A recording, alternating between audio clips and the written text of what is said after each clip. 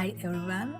This illustration was almost finished. It already had colors and shading, but once I add patterns, it completely changed. In this video, I'll show you how patterns can bring more playfulness and life into your illustrations, how to use them in an easy and natural way, and at the end, I'll share a few quick brush and texture tips that take just seconds to apply.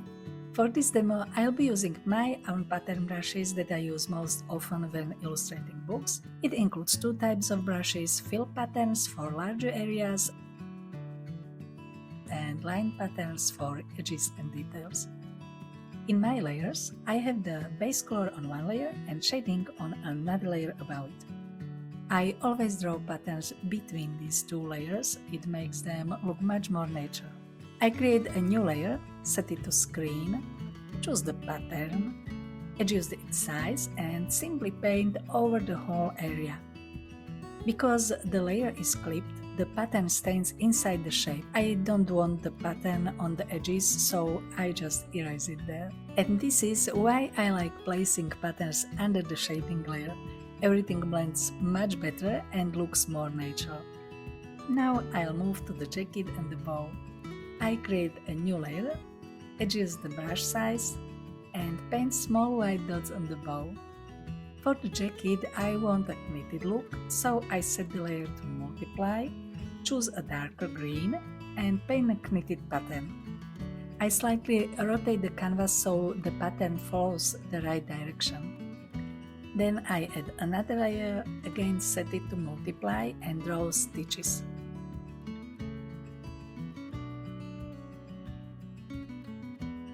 Because stitches aren't very strong in real life, I lower the opacity a bit. For the dress, I choose a checkered pattern, and here is an important step. To make the pattern look natural, I open Adjustment, Liquify, and gently push the pattern so it follows the shape of the body.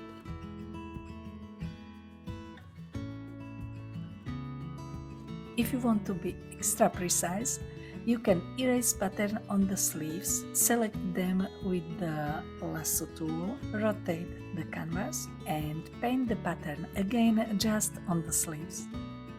Now I add a new layer and paint small white details on the dress.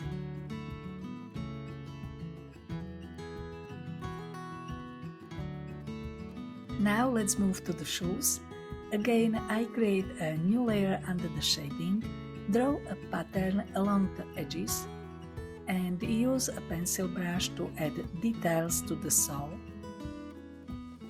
At the very top, above the line art, I create a new layer and use my favorite brush, the one that always adds a cute touch and saves me a lot of detailed work.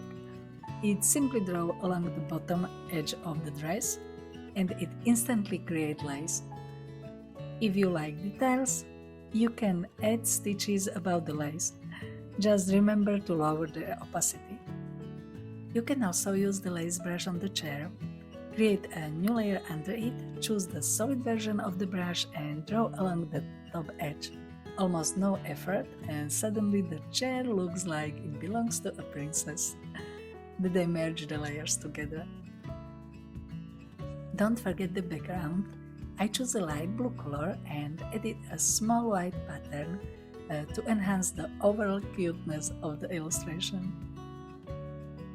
And now let me show you a few quick brush and texture tips. I choose any brush, for example these fishes. Then I open brush settings, rain, edit, and tap the image with 2 fingers.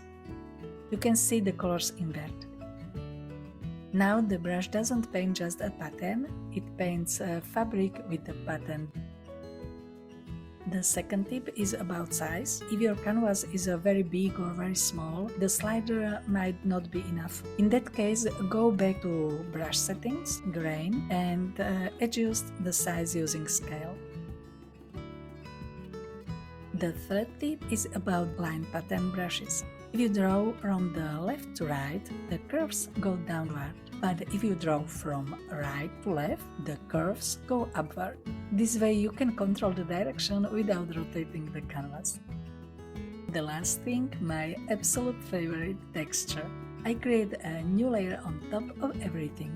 Go to Adjustment, Noise, and drag to right until the whole image is covered with a gray grain. Then I set the layer to Overlay and adjust the opacity until it feels just right. I think all these patterns took me less than 15 minutes, but look at the difference between the original illustration and the final one with patterns. It feels much more lively and playful. If you'd like to use the pattern brushes you saw in this video, the same ones I use when illustrating books, you can find them via the link below. Thanks friends for watching and see you in the next time. Bye bye!